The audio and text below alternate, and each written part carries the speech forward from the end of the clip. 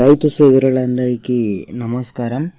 అయితే ఏదైతే ఇప్పుడు మన రైతు బంధు డబ్బులు ఎవరికైతే ఇంకా పడలేదో 5 ఎకరాల వరకైతే ఇంకా పడనట్టయితే తెలుస్తుంది. వారందరికీ రైతు సోదరులు ఎవరైతే ఉన్నారో మీ అందరికీ వచ్చేసి అయితే ప్రభుత్వం అయితే ఈ రోజు నుంచి అయితే జమ చేయబోతుంది. ఎవరైతే 4 ఎకరాలు ఉన్నారో 5 ఎకరాల వారికి అయితే ఈ రోజు నుంచి అయితే జమ కానున్నాయి.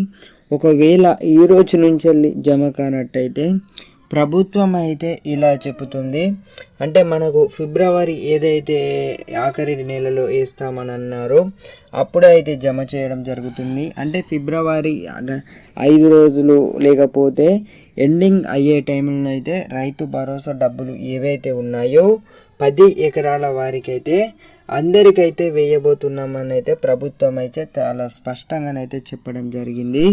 రైతు సోదరులందరికీ నమస్కారములు, welcome back to our channel. ఇంకా ఎవరికైతే రైతు భరోసా డబ్బులు ఏవైతే ఉన్నాయో జమ కాలేదో మీ అందరికీ వచ్చేసి అయితే ఏదైతే ఈ ఫిబ్రవరి ఉందో ఈ 25th లోపు అయితే అందరికైతే ముగియనున్నది. అందరికైతే జమ కానున్నాయి రైతు భరోసా డబ్బులు ఏవైతే ఉన్నాయో. అసలు ప్రభుత్వం ఎందుకు ఇస్తలేదు ఎందుకు ఇస్తలేదు అనే అంశంపై అయితే మనం మాట్లాడుకుందాం. చూసుకున్నట్టయితే ఎవరైతే రైతులురో సీఎం రేవంత్ రెడ్డి గారు అయితే ఇలా అనడం జరిగింది, రైతులకు రైతు భరోసా డబ్బులు ఎందుకు ఆలస్యం అవ్వడానికి అసలు కారణాలు ఏంటి అంటే గత ప్రభుత్వం ఏదైతే ఉందో ఆ ప్రభుత్వం వచ్చేసి అయితే మార్చి నెలల్లో రైతు భరోసా డబ్బులు ఏవైతే ఉన్నాయో మార్చి నెలలను అయితే వేయడం జరిగింది అన్నారు.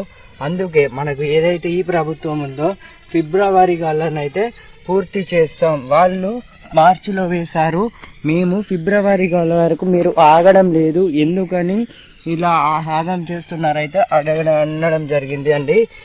అంటే ఏదైతే రైతు రుణమాఫీ ఉందో ఇది కూడా మార్చిలోగానైతే అందరికి ఎవరైతే రైతులు లోన్స్ తీసుకున్నారో అప్పుల్లో బ్యాంకుల్లో వీళ్ళందరికైతే 2 లక్షల రుణమాఫీ అయితే కాబోతుంది. ఒక మంచి శుభవార్త అని చెప్పుకోవచ్చు, పెద్ద శుభవార్త అని చెప్పుకోవచ్చు. ఇదైతే అంటే అంశం ఎలా ఉంటాయి, ఎలా మాఫీ చేస్తారు అనే దానిపై అయితే ఇంకా క్లారిటీ రాలేదు.